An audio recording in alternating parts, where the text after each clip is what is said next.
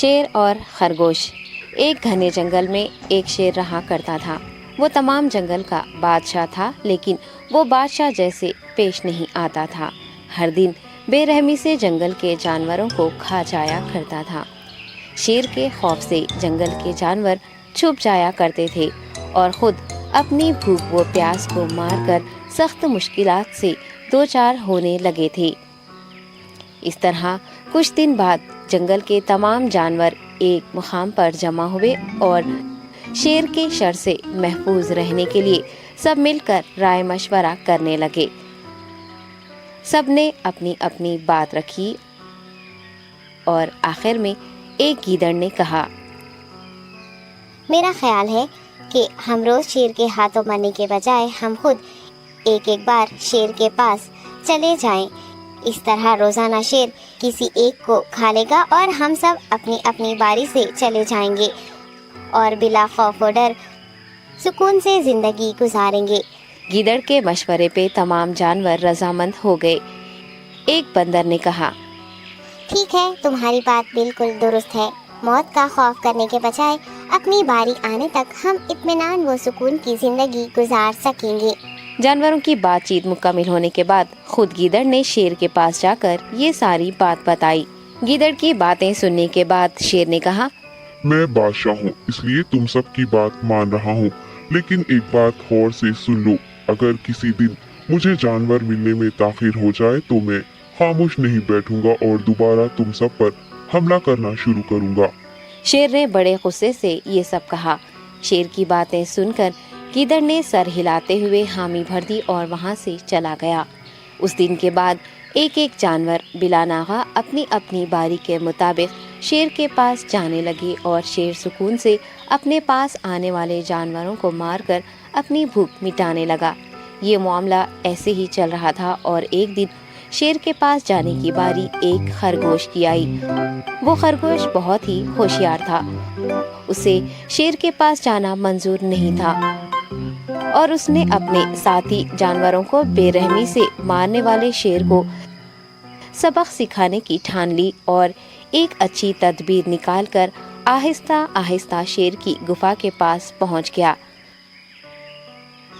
تاخیر ہو جانے سے شیر کافی غصے میں تھا اور خرگوش کو دیکھ کر غصے سے کہنے لگا، میں نے تم سب کو پہلے ہی کہہ دیا تھا، دیر ہو جائے تو میں خاموش نہیں بیٹھوں گا۔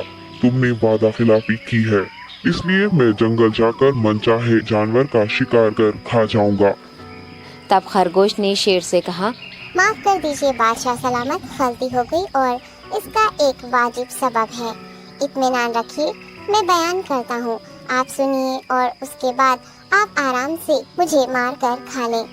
شیر نے پھر غصے سے کہا، وہ کیا بات ہے، جلدی بتاؤ۔ خرگوش نے کہا، بادشاہ سلامت، میں آپ کے پاس آ رہا تھا اور راستے میں مجھے ایک شیر مل گیا اور مجھے مارنے کے لیے آگے بڑھنے لگا۔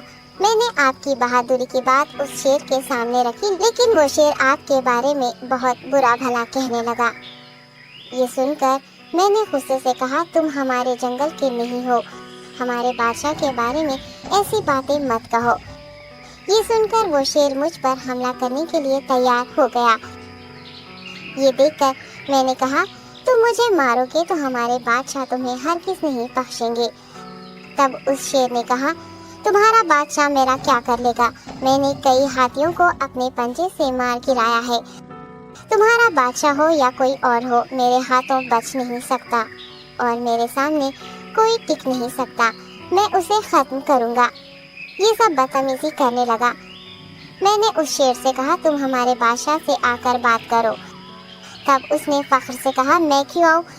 تمہارے بادشاہ میں دم ہے تو اسے ہی یہاں لے کر آؤ۔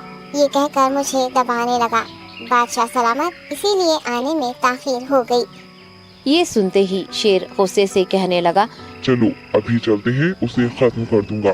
یہ سننے کے بعد خرگوش نے شیر کو جنگل کے درمیان موجود ایک کنویں کے پاس لے گیا۔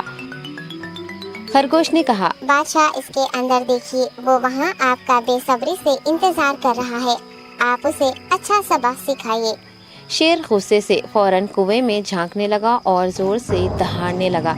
تب دوسری جانب سے بھی دوسرا شیر دہاڑتا ہوا محسوس ہونے لگا۔ तब खरगोश ने कहा, देखिए उसे कितना फख्र है, आपको कैसे नीचा दिखा रहा है। ये कहकर वो शेर को जोश दिलाने लगा। शेर ने बिना कुछ सोचे समझे गुस्से से फौरन कुएं में छलांग लगा दी। कुएं में कोई नहीं था।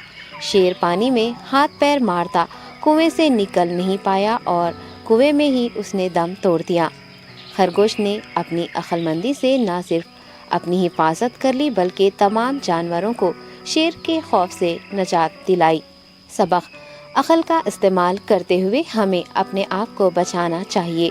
बाजुओं के जोर से दिमाग की ताकत ज्यादा होती है। Hi kids! Hope you like the video. Subscribe for more videos.